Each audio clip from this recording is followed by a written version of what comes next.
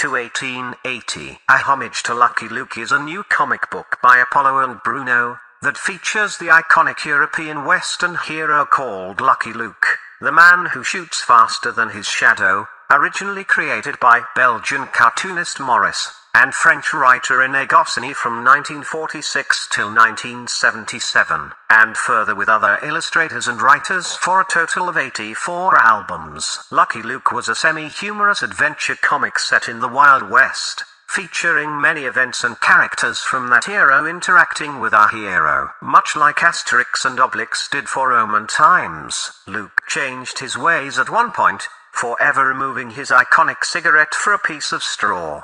As cigarettes were proven to be bad for your health and not good for the supposedly easily influenced children who read these comics, Lucky Luke stayed strong during its run and has been, kinda, given a rebirth with albums that are a little bit outside of the original series, like this one. With declining sales, people will try new stuff, so here we are with 1880 making this age-old classic more edgy and modern, much like they did with family-friendly Susk and Whisk, aka Spike and Susie, aka Willy and Wanda, in the series The Island of Miraz, making a gimmick of these pseudo-brothers and sister French kissing on the cover of their latest album. Controversial, am I right? And so 1880 is the modern edgy reimagining of the fun and quirky Lucky Luke. Unfortunately, like the Americans did a while back, this comes with a certain dose of the dreaded wokeness. The irony of it all being that American comics are kinda stepping away from that right now, and now they are introducing it to the comic that introduced the wild American West to many Euro kids in the past. 1880 is a bunch of short stories with Luke as he travels through the West. He doesn't meet the quirky and well-known characters from the original comic,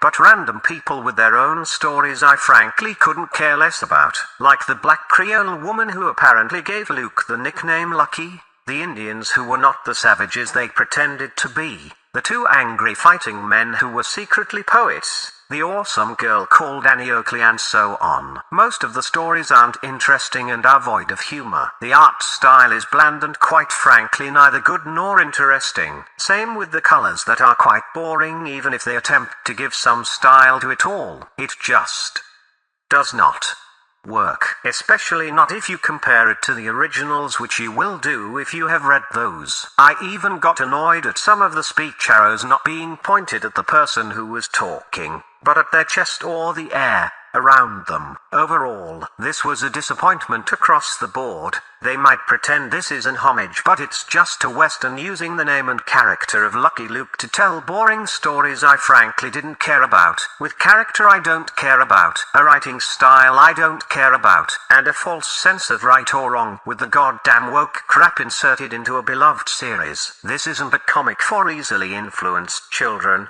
It's way too boring and pompous for that. And this isn't a comic for easily influenced adults either, since it doesn't add anything to the character or the ideas vested in their minds. Do yourself a favor and just read the originals, cause 1880 is not it. Drop that.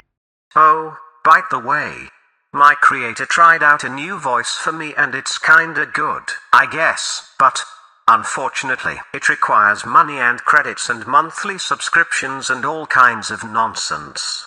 And that, my friends, is in short demand right now, so do like and subscribe, even though we are not monetized, or check out one of our great books, comics, merch and other stuff on www.yitsylemons.com.